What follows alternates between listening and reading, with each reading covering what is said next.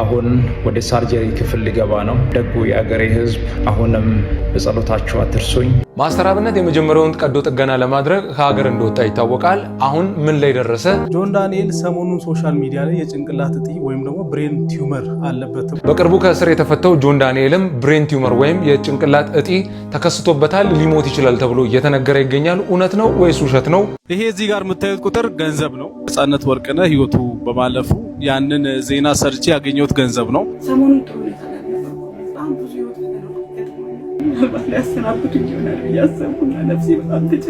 በቅርቡ ህይወቱ ካለፈው ከተዋናይ ኮሜዲያን፣ አስቂኝ ሆስተስ ነፃነት ወርቅነህ ጋር በተያያዘ ደግሞ በዩቲዩብ የሚታወቀው ኑቲ ዳሎል እና እንደገና በዩቲዩብም በአርትም የምትታወቀው ገነት ደግሞ ነፃነት ጉዳይ እነሱ ምን ያደረጉ በዚህ ቪዲዮ እናየው ነው። ሰላም ውድ የሃሞና ቲዩብ ተከታታዮቻችን፣ ይህ ሃሞና ቲዩብ ነው። ሃሞና ቲዩብ በየሳምንቱ አዳዲስ መረጃዎችን በሳምንት ውስጥ የተከሰቱ ነገሮችን የምንወያይበት፣ የምናወራበት፣ የምንጫወትበት ቦታ ነው። ስለዚህ ሰብስክራይብ እያደረጋችሁ ሐሳባችሁንም ኮሜንት ላይ ያስቀመጣችሁ ይሄን ቪዲዮ ለወዳጆቻችሁም ሼር እያደረጋችሁ አድምጡን። ወደ መጀመሪያው ጉዳይ ስናልፍ ማስተር አብነት ለመጀመሪያውን ቀዶ ጥገና ለማድረግ ወደ ውጭ ሀገር እንደሄደ ይታወቃል። እዛው ሆኖ ደግሞ እሱ ያስተላለፈው መልእክት አለ። የመጀመሪያ ቀዶ ጥገናዬን ላደርግ እየገባው ነው፣ ጸልዩልኝ ወዳጆቼ፣ በጸሎታችሁ አስቡኝ እያለ ተናግሯል። በቲክቶክ አጋርቷል። ከዛም በኋላ ደግሞ እዛ ገብቶ ደግሞ የመጀመሪያ ሰርጀሪ ሲባል ያስፈራል በጣም። ምን እንደታመመ በእርግጥ በይፋ እስካሁን ድረስ አልታወቀም። እርግጠኛ ሆኖ የሱም ወዳጆች እሱም የሱን ሕክምና ደግሞ እየተከታተለ ያለው የሱ ወንድሙ ነው።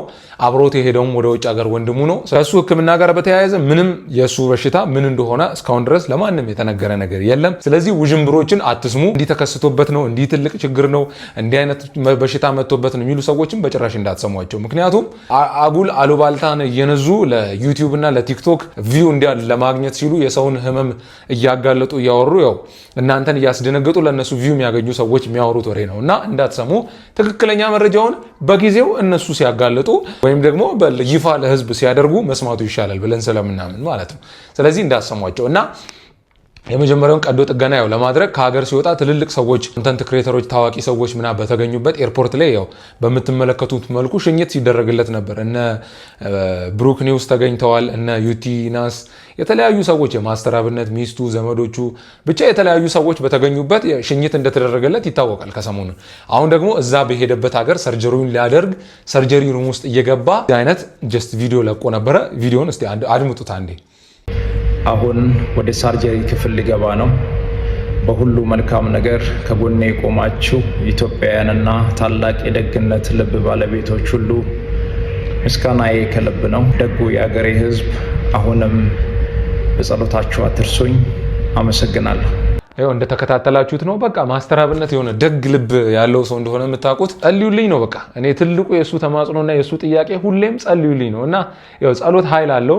ክርስቲያኖችም ሙስሊሞችም ማንም በጸሎት ያምናል፣ በፈጣሪ ያምናል ብዬ አስባለሁ። ከሁሉም በላይ ከገንዘብም በላይ ከምንም ነገር በላይ ደግሞ ጸሎት ትልቁን ቦታ ይዛልና ሁላችሁም ጸልዩለት። እዛ በኋላ ደግሞ ከሄደም በኋላ ሰርጀሪ ተሰርቶ በሰላም ተጠናቋል ብሎም ደግሞ እንዲህ አይነት ጽሁፎችን ጽፎ በፌስቡክ ገጹ ላይ ልቋል፣ ቲክቶክም ላይ አጋርተዋል እና እስቲ ቀጣይ ህክምናዎች ደግሞ ምን ይመስላሉ ራሳቸው ይነግሩናል። ሁለተኛ ደረጃ ደግሞ ጆን ዳንኤል፣ ታዋቂ ጆን ዳንኤል ከእስር ቤት በቅርቡ የተፈታው ብሬን ቲዩመር ወይም ጭንቅላት እጢ ተከስቶበታልና በቅርቡ አስፈሪ ነው፣ እሱም ህይወቱ ሊያልፍ ይችላል የሚሉ ወሬዎች እየተነገሩ ነበረ። ይህ ምን ያህል እውነት ነው የሚለውን እኔ ነግራቸዋለሁ። አሁን ላይ ይሄ ነገር የተከሰተው ቲክቶክ ላይ አይ ቲንክ እሱ ሲያወራ የእሱ ድምፅ ወጥተዋል ተብሎ ነው እንደዚህ አይነት ነገሮች ሲወሩ የነበሩት። ግን ትክክለኛው ብሬን ቲዩመር ወይም የጭንቅላት እጢ ሳይሆን ሴሌብራል ማሌሪያ ወይም ደግሞ የጭንቅላት ወባ ነው የተከሰተበት። እንግዲህ ጆን ዳንኤል ከሰሞኑን የውሃ ጉድጓዶችን ለማስቆፈር ለድሆች ምናምን በሚል ወደ ክልል ከተሞች በመሄድ አሁን ኦሮሚያ ላይ ነው ያለውና እዛ እያስቆፈረ ነው ያለውና እሱም ብሬን ቲዩመር ሳይሆን ሴሌብራል ማሌሪያ ነው ያለውና አንዳንዴ ወሬዎች ምን ይደረጋሉ ዩቲዩብ ላይ ለራሳቸው ለእይታ እናንተን አስደንግጠው የሆነ ነገር አድርገው ቪው ለማግኘት ሲሉ ሰዎች ብዙ ጊዜ ብዙ ነገር ያወራሉና አንተም በዚህ ጉዳይ ውዥንብር ውስጥ እንዳትገቡ። ሴሌብራል ማሌሪያ ማለት የጭንቅላት ወባ ነው። የጭንቅላት ወባም አደገኛ በሽታ ናት። ግን ደግሞ እንደ እጢ የሚያስፈራ አይደለም። አንዳንዴ ከባድ ነው የጭንቅላት እጢ ምናምንና ብቻ ጆን ዳንኤል አሁን ከሰሞኑን ውሃ ላይ ያስቆፍር የውሃ ጉድጓዶችን በየገጠሩ እየሄደ እያስቆፈረ ይገኛል። ትልቅ ለሀገራችን ትልቅ ስራ እየሰራ ነው። ምክንያቱም ለድሆች የሚሆን ነገር ነው እየሰራ ያለው። ለእይታ ብቻ ብሎ ሳይሆን በቃ እንዲህ አይነት ነገሮችን ማድረግ ሰብአዊነት ነው። ያለንን ነገር ደግሞ ለህዝብ ማካፈልም ደግሞ ትልቅ ነገር። ምክንያቱም አንድ ታዋቂ ሰው ትልቅ ቦታ ሲደርስ ታዋቂነቱ ትልቅ ቦታ መድረሱ ምክንያት ህዝብ ነው። ህዝብ ባይኖረው ያ ቦታ ሊመጣ አይችልም እና በዚህ ምክንያት ነው እንዲህ አይነት ነገር ላይ ደረሰው። ስለዚህ የታመመው የጭንቅላት ወባ እንጂ ብሬን ቲዩመር አይደለም። በዚህ ሳምንት ከተከሰቱ ነገሮች በጣም ደግሞ አሳዛኙ ነገር ደግሞ የነፃነት ወርቅነህ ህልፈተ ህይወት እንደሆነ ይታወቃል። ከዚህ ጉዳይ ጋር ደግሞ ተያይዞ ትልቅ ነገር የተከሰተው ገነት አርቲስት ገነት ዩቲዩብ ቻናል እንዳላት ታውቃላችሁ። ከቤተሰቧ ጋር ዩቲዩብ ሪያሊቲ ሾው የሚባል የቤተሰብ ፕሮግራም አለ፣ የቤተሰብ ሾው አላት እና ዩቲዩብ ላይ ያን ታስተላልፋለች። ብዙ ነገር እንደኛ ሀገር ትንሽ ከባድ የሆነ ሾው ነው እና ሪያሊቲ ሾው ነው። የሚከሰቱ ነገሮችን እያንዳንዱ ነገር ቀርጾ ለዩቲዩብ ማብቃት ነው። በዛ እይታ ማግኘት ነው። ጥሩ ቦታ አግኝታለች። ከ200 ሺህ በላይ ሰብስክራይበር አላት። በመልካም ስም የምትነሳ ሴት ነበረች። በቅርቡ ግን ነፃነት ወርቅነህ ህይወቱ ካለፈ በኋላ ድንገት ትወጣና እንደ ጓደኛ እንዳዘነ ሰው ሄዳ ለማጽናናት ሆስፒታል ላይ ሳይሆን ጀስት ዩቲዩብ ላይ ቁጭ ትልና ካሜራ ከፍታ አርቲስት ደረጀ ጋር ደውላ እንዴት ነው ምናምን ለዩቲዩብ ገንዘብ ማግኛ የሚመስል አይነት ስራ ሰርታለች በሚል ስትተች ነበረ በዚህ ሳምንት። በጣም ትንሽ ግን የሚደብር ነገር ነው። እሷም ግን ስህተቷን አውቃ ደግሞ የይቅርታ መልእክቷን በተለያዩ ማህበራዊ ድረገጾች አጋርታለች። ግን ብዙም ህዝቡ የተቀበለ አይመስልም። ይቅርታ መጠየቅ ትልቅነት ነው። ግን ደግሞ እንዲህ አይነት ስህተት መስራት ይሄ እዚህ ደረጃ ላይ የደረሰ ሰው ትንሽ የሚጠበቅ አይነት አይደለም ብዬ አስባለሁ። ግን ደግሞ ሰው መሳሳቱ አይቀርም። ተሳስቶ ደግሞ ይቅርታ እስከጠየቀ ድረስ ደግሞ ይቅርታን መቀበላችን ደግሞ ግዴታ ነው። ስለዚህ የገኒን ይቅርታ ትቀበላላችሁ ብዬ አስባለሁ እስከዛሬ ከሰራችሁ ስራ አንጻር። ብቻ ግን እንዲህ አይነት ስህተቶች ባይሰሩ ጥሩ ነው ብዬ አስባለሁ።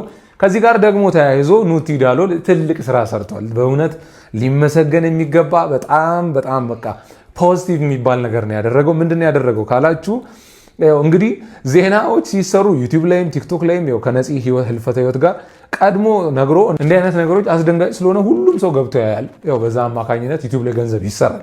ስለዚህ ይህን መስራት ይህን ዜና ሰርቶ ገንዘብ ማግኘት በጣም ጭንቅላት የሚጠይቅ ነገር አይደለም። ስለዚህ በዚህ ጉዳይ በዚህ ዜና ሰርተን በነፃነት ወርቅነህ ህልፈተ ህይወት ምክንያት ዜና ሰርተን ገንዘብ የሰራን ሰዎች ያገኘነውን ገንዘብ በጠቅላላ ለቤተሰቡም ይሁን ብቻ በሱ ስም የሆነ ለሚደረጉ ነገሮች እንስጥ የሚል መልካም ልብ ያለው እውነት እኔ ኑቲ ዳሎልን በጣም ነው የምወደው። በጣም በጣም ኢንፍሉዌንስ ያደርገኛል። አስቡ ዶክትሬት እየተማረ ነው ዩቲዩብ ሲሰራ የነበረውና በጣም ለብዙ ወጣቶች መነቃቂያ የሚሆን ሰው ነውና እሱ ደግሞ አሁን እንደዚህ አድርጎ አየንና በጣም ጀስት የሚገርም ነውና ከዛ በኋላ የሰራውን ገንዘብ ኦልሞስት ወደ 93,000 ብር የሚያክል ሄዶ ሊሰጥ እንደሆነ ባለፈው በቲክቶክ ገጹ አጋርቷል።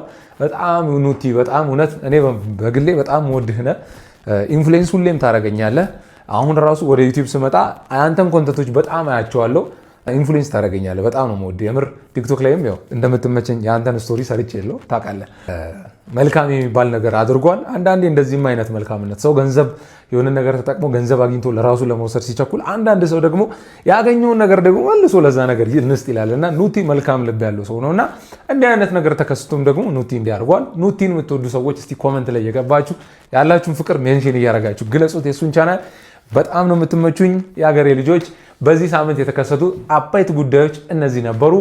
እኔም ያቀረብኩላችሁን አቀራረብ ከወደዳችሁት በድጋሚ ልጠይቃችሁ ሃሞና ቲዩብን ሰብስክራይብ አድርጉ፣ ለወዳጅ ለጓደኞቻችሁ ሼር አድርጉላቸው። በቀጣይ ሳምንትም በቀጣይ ጊዜም አዲስ ነገር ሲከሰት እንደዚህ እየመጣው እነግራችኋለሁ። ካመናችሁብኝ ከወደዳችሁኝ ኮመንት ላይ ሀሳባችሁን አስቀምጡ። ምን አይነት ነገር ይዤላችሁ ልምጣ በድጋሚ ኮመንት ላይ ጻፉልኝ። በቀጣይ ጊዜ እስክንገናኝ በደህና ቆዩ። ሃሞና ቲዩብ በብልሃት እንኖር።